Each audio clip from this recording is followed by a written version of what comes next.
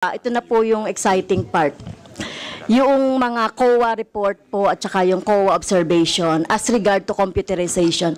Medyo mahalaga sa akin to, Madam Chair and Mr. Secretary, dahil gusto natin talaga mabigyan talaga ng mga laptop, no? Mga computer, yung ating mga teachers. Okay? So according to the observation of COA, Madam Chair, report page 229, DepEd CAR 2023, nakalagay po diyan yung observation ng COA regarding doon sa computerization program ng 2023. Medyo mahabang banggitin, kulang na po ako sa time. Can the DepEd please update us on the status of its various computerization programs? So alam ko may mga delays according dito sa COA report. So pwede po bang magbigay yung particularly po yung DCP, no? Nakalagay dito letter A ay a delay, non-delivery, and inefficiency of 3PL services provider, delivery to regions not included in the allocation list, DCP packages were not stored. Nandiyan po yan sa page 229, DepEd CAR 2023. So, pwede po ba tayong ma-update, Mr. Chair, kaugnay dito sa computerization program ng DepEd?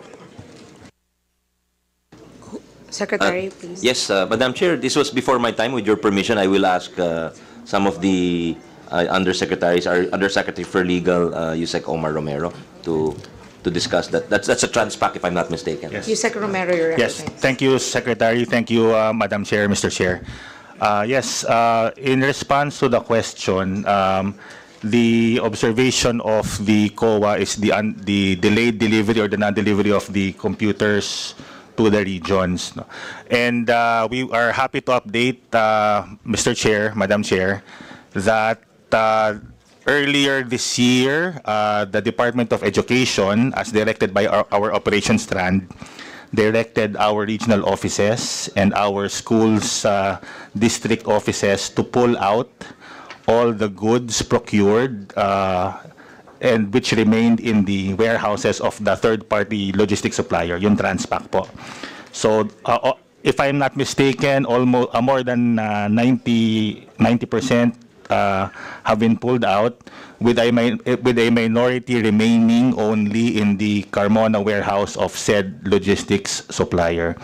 So all the items, the computers being a subject of the question, most of them have been pulled out and are now with the regional offices and our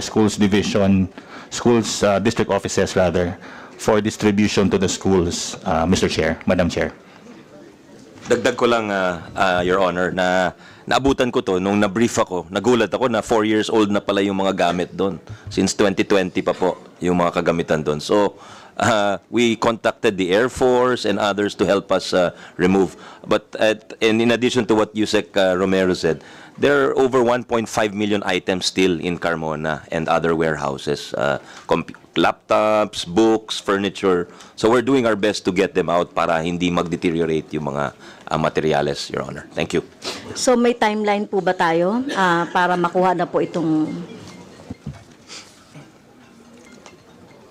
The target rate of completion is the end of September, Your Honor. End of September. Okay. Thank you, Mr. Chair.